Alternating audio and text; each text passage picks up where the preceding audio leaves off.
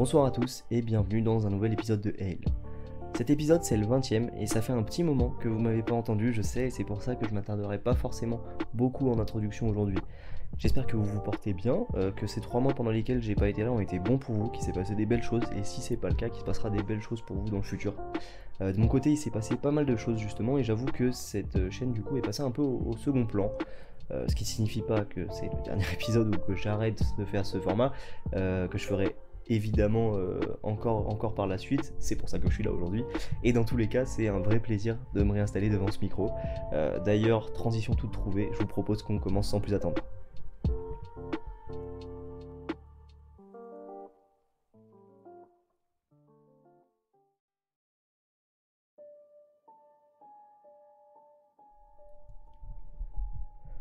L'histoire que je vais vous raconter dans cet épisode nous vient de Noémie, et elle va s'adresser à tous ceux qui ont l'habitude d'être seuls chez eux. Et personnellement, il y a un détail que je soulignerai en fin d'épisode qui moi me parle tout particulièrement, et qui m'a mis dans le mal au moment de lire cette histoire, et vous allez le comprendre à la fin. Pourquoi à la fin de l'épisode? Tout simplement pour pas vous sortir de l'histoire pendant que je la raconte, et parce que je fais attention à mon watch time. Ouais, on est un bon youtubeur, ouais. C'est faux, hein. Surtout en termes de régularité, c'est catastrophique. Mais bon, donc on peut commencer, nous sommes en 2016, en été, et malheureusement, on ne sait pas où se passe cette histoire, mais Noémie semble être anglophone. Dans la manière dont elle écrit sur Reddit, on a l'impression en tout cas qu'elle vient d'un pays anglophone, États-Unis, Royaume-Uni, on sait pas. Ça fait donc 7 ans que cet événement s'est déroulé, et elle décide de nous la partager parce qu'après avoir lu beaucoup d'histoires du même genre, elle s'est dit que ça pouvait être une bonne idée, donc on peut peut-être considérer ça comme une sorte d'exutoire. Pour donner le contexte, Noémie nous précise que ses parents partent en vacances assez régulièrement, et que cette fois-ci, ils décident pour la première fois de lui confier la maison pendant 2 semaines pour s'occuper de leur chien et entretenir le jardin pendant leur absence. Elle le précise pas directement mais le mentionne en commentaire, aujourd'hui elle a 21 ans, ce qui fait qu'à l'époque elle n'en a que 15 et elle est encore très jeune. Et depuis petite, Noémie est plutôt craintive, notamment parce qu'elle a déjà vécu des expériences de harcèlement, et il lui est même déjà arrivé de se faire suivre jusqu'à chez elle dans le passé. L'une des causes à ça, c'est que son quartier était très récent à l'époque et entouré de forêts, et il arrivait parfois de croiser des drogués qui s'y cachaient. En revanche, rien ne s'est jamais produit de très grave autour de chez elle, étant donné que la plupart de ses voisins sont des amis de son père, et ils sont presque tous militaires.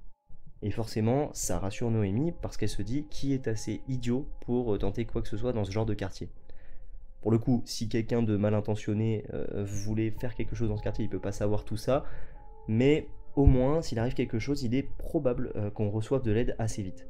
Et en plus de ça, Noémie se sent toujours très en sécurité chez elle, car elle a 4 chiens de chasse qui ont l'aboiement plutôt facile. Donc globalement, à première vue, Noémie n'a rien à craindre. Mais étrangement, pendant cet été-là, il y a quand même quelques effractions qui surviennent dans la rue de Noémie. Pourtant, ses parents décident tout de même de partir et de la laisser seule à la maison, et ils la rassurent en lui assurant qu'elle ne craint rien du tout, justement avec les chiens et les voisins. Et en plus de cela, la maison de Noémie est entourée d'une imposante clôture qui est surmontée de pics, ce qui fait que c'est presque impossible de l'escalader sans se blesser. Et pour le coup, les premiers jours après le départ des parents de Noémie se passent bien, il n'y a rien d'étrange qui se passe, à l'exception de quelques bruits qu'elle entend dans son jardin. Mais elle se dit que c'est rien, que c'est sûrement les écureuils, parce qu'il y a des espèces d'écureuils, de chiens de prairie, je ne sais pas si ma traduction est exacte, qui manifestement mettent le désordre dans les fleurs de la mère de Noémie régulièrement. C'est quelque chose qui arrive très souvent, à tel point que même les chiens de Noémie n'y prêtent plus attention, ce qui explique qu'elle ne soit pas du tout inquiète, puisque ces chiens ne réagissent pas lorsqu'elle entend ces bruits.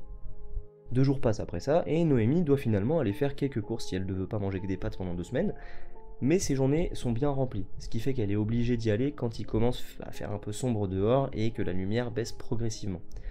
Et pour revenir, Noémie passe par le chemin dont elle a l'habitude, en gros c'est un chemin entre un parc et la forêt, et où les habitants du quartier viennent souvent promener leurs chiens, donc à cette heure de la journée, il y a encore pas mal de monde. Donc Noémie marche tranquillement en étant sur son téléphone quand elle remarque un mouvement dans sa vision périphérique. Il y a un homme qui était assis sur un banc devant lequel elle vient tout juste de passer, qui s'est levé presque aussitôt, et qui a commencé à marcher derrière elle. J'imagine la scène et effectivement ça peut avoir un côté un peu angoissant, mais Noémie se dit qu'il s'agit juste de quelqu'un de son quartier qu'elle ne connaît pas et qui marche dans la même direction qu'elle. C'est l'option la plus probable. Elle arrive finalement au bout de ce chemin et elle rejoint la route où les lotissements de maisons commencent, sachant que sa maison à elle se trouve tout au bout de cette route. L'homme est toujours en train de marcher derrière elle, peut-être qu'il habite dans l'une des maisons du coin, mais très vite, cette hypothèse tombe à l'eau, puisque Noémie arrive au bout de la rue, donc près de sa maison, et l'homme se trouve encore et toujours dans son dos, et sachant qu'elle connaît tous ses voisins, elle comprend qu'il ne peut pas être l'un d'eux.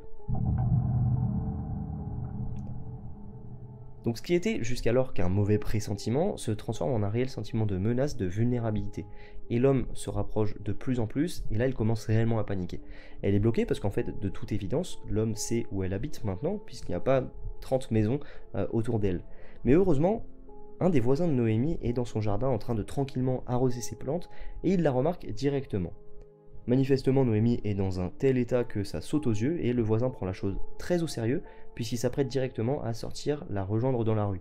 Et à l'instant où l'individu qui suivait la jeune fille le remarque, il fait demi-tour et se met à courir dans le sens inverse en direction de la forêt. Là pour le coup c'est bien trop pour Noémie qui a la confirmation que cet homme la suivait bel et bien elle et qu'il était mal intentionné parce que si tu n'as rien à te reprocher, tu pars pas en courant. Donc une fois rentrée chez elle, saine et sauve, et après s'être calmée, Noémie fait ce que tout le monde ferait dans ce moment-là, elle appelle ses parents qui sont eux en toute tranquillité en vacances à la playa. Et encore une fois, ils lui répondent qu'elle n'a rien à craindre, que le quartier est safe, qu'en plus elle a les chiens, enfin bref, le discours habituel, qui est pas irrationnel, mais qui dans la situation est un peu léger. Et on pourrait se dire que l'histoire s'arrête là et que Noémie a juste pris un gros coup de pression de la part d'un homme bizarre, mais vous allez le voir, c'est vraiment pas le cas. Noémie a une habitude lorsque ses parents s'absentent pendant plusieurs jours, c'est que la nuit, elle dort dans la chambre de ses parents. Et je comprends à 1000%, j'ai toujours fait pareil parce que leur matelas était clairement plus confortable que le mien. Mais pour Noémie, c'est pas du tout la même raison. En fait, la chambre de ses parents se trouve au rez-de-chaussée de sa maison, tandis que la sienne se trouve à l'étage. Et elle ne veut pas que les chiens prennent les escaliers dans le noir parce qu'en étant 4, ils pourraient se blesser selon elle. Donc la nuit qui suit l'incident avec l'inconnu, Noémie est, comme à son habitude, dans le lit de ses parents, en train de lire un livre, avec les chiens déjà endormis sur le lit avec elle. Pour ceux qui ont des chiens, je pense que vous savez à quel point c'est trop agréable, trop mignon d'avoir son chien avec le lit sur soi, et Noémie elle en a 4, donc c'est directement rassurant. Et il y a un petit détail que Noémie nous précise, c'est qu'en temps normal, ces chiens dorment par terre, et non pas sur le lit, ce qu'on peut comprendre, parce que 4 chiens, ça commence à prendre beaucoup de place. Et l'hypothèse de Noémie, c'est qu'ils ont senti qu'elle était dans un tel état de stress qu'ils ont préféré rester près d'elle. Donc Noémie est en train de lire son livre quand elle entend un bruit sourd qui vient de l'extérieur. Un bruit sourd qu'elle décrit comme celui de quelqu'un qui taperait avec la paume de sa main sur la fenêtre de la pièce à côté de la sienne. Encore une fois, Noémie se dit que ça doit être un écureuil qui s'est pris la fenêtre, mais cette fois-ci, les chiens de Noémie qui se sont réveillés par le bruit se mettent à grogner tous ensemble en regardant la fenêtre de sa chambre. C'est évidemment un comportement qui est tout sauf normal, puisque souvenez-vous, les chiens ont l'habitude des écureuils. Et après quelques secondes de silence, un autre boom. Mais cette fois-ci sur la fenêtre de la chambre dans laquelle se trouve Noémie. Alors qu'elle sent la peur et l'adrénaline monter en elle, son cœur manque de lâcher à ce moment-là parce qu'elle sait ce qui est probablement en train de se passer. Pourtant, elle essaye tant qu'elle le peut et dans la limite du possible de garder son sang-froid. Mais un troisième bruit sourd se fait entendre, cette fois encore plus fort que les premiers, toujours sur une des fenêtres du rez-de-chaussée. En gros, quelqu'un est en train de taper chacune des fenêtres, ce qui a pour effet de rendre totalement fous les chiens de Noémie et de les faire courir d'une pièce à l'autre de la maison en aboyant. Bon là pour le coup, malgré les tentatives de rester calme, Noémie fond en larmes, parce qu'elle sait très bien que quelqu'un essaie de s'introduire dans sa maison, alors qu'elle y est totalement seule. Et un détail qui est encore plus flippant, c'est que même en entendant les 4 chiens aboyer et en constatant que ce sont des chiens de chasse, la personne n'abandonne pas. Elle sort de sa chambre et elle marche en tremblant jusqu'au rez-de-chaussée d'où elle a une vision sur la porte d'entrée. Petit détail sur cette porte d'entrée, en fait elle est faite de telle manière qu'il y a une fenêtre au centre qui fait qu'on voit la personne qui se trouve sur le palier. Noémie s'assoit à quelques mètres de la porte d'entrée, dans la pénombre, en tâchant de faire le moins de bruit possible. Elle attend là, en proie à la peur, en priant que la personne qui frappe sur ses fenêtres se décide enfin à partir en entendant les aboiements des chiens continuer, mais ce n'est pas le cas. Les chiens se mettent à foncer vers la porte et à lui aboyer dessus, au début dans le vide. Puis quelques secondes plus tard, sur une silhouette sombre qui se dessine dans la nuit derrière la porte.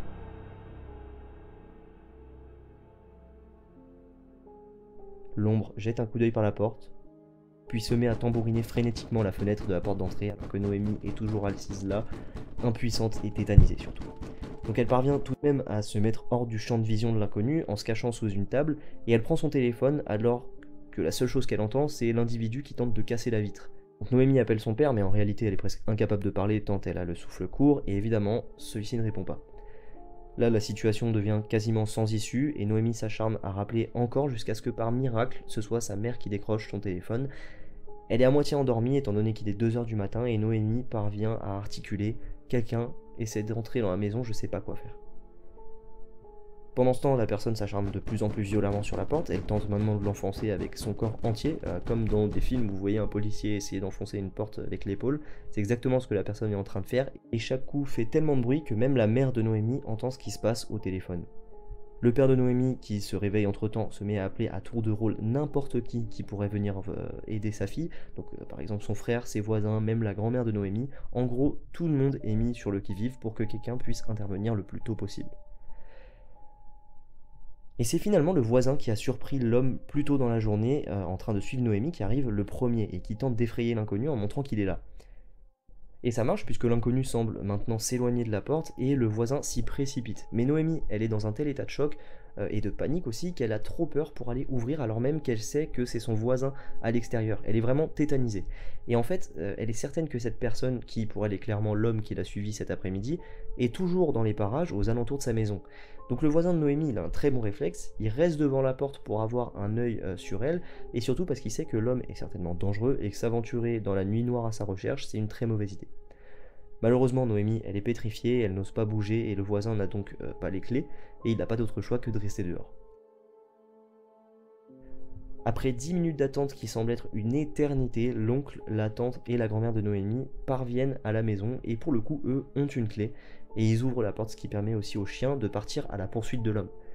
La grand-mère et la tante de Noémie tentent de la calmer, pendant que l'oncle et le voisin font le tour du jardin avec des lampes torches pour être sûrs que l'endroit est safe. C'est enfin la fin du calvaire pour Noémie, mais l'homme n'a pas été retrouvé, et il est donc toujours dans la nature.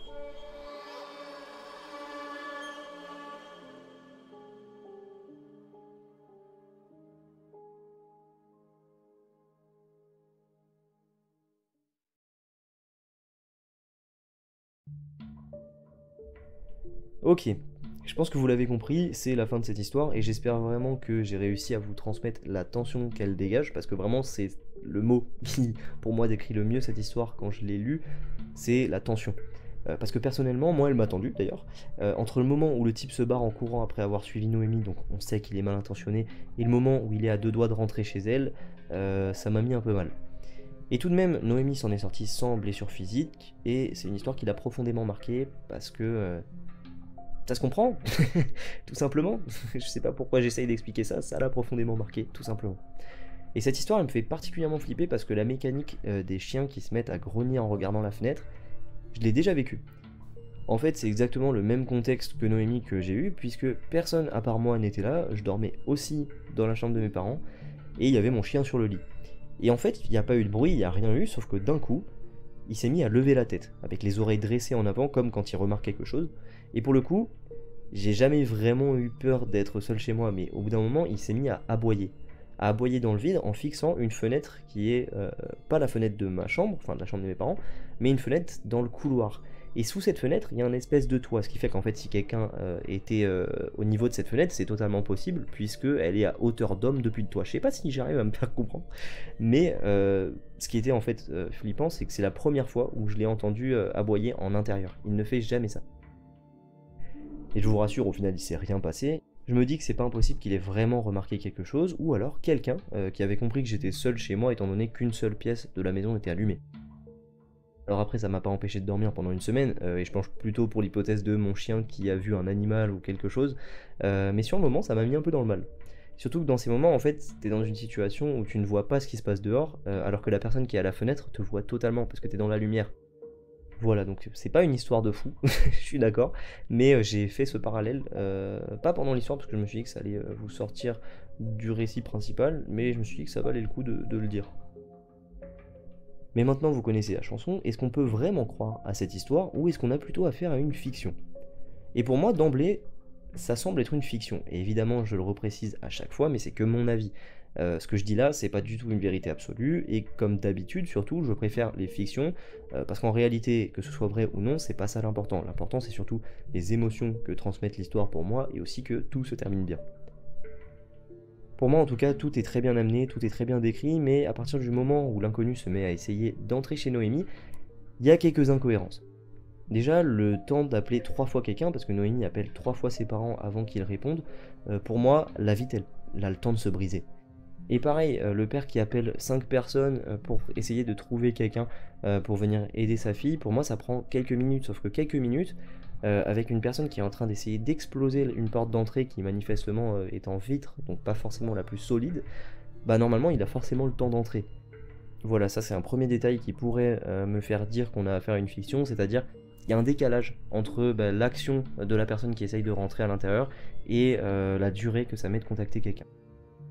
Un deuxième point d'incohérence, c'est que les parents sont ultra flex.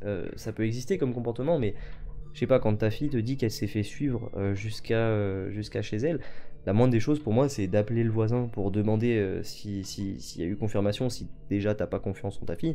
Mais surtout, bah, au pire, tu lui demandes d'aller dormir chez quelqu'un d'autre, c'est pas très compliqué. Apparemment, il y a des amis autour, il y a de la famille, c'est possible. Au moins pour qu'elle se sente rassurée, et là, pas du tout.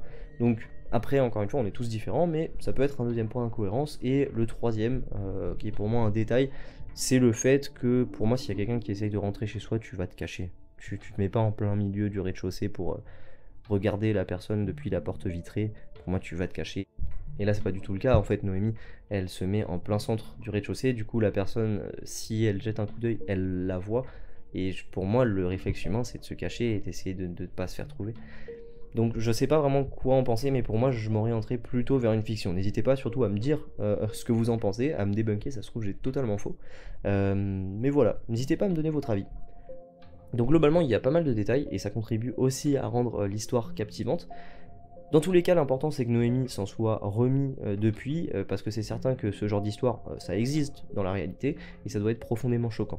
Donc, dans l'hypothèse où elle est vraie, bah, j'espère que Noémie tu vas bien, et que tu as réussi à passer au-dessus de ça, parce que j'imagine pas le traumatisme que ça doit être d'avoir quelqu'un qui essaye de force et de manière aussi brutale de rentrer chez soi.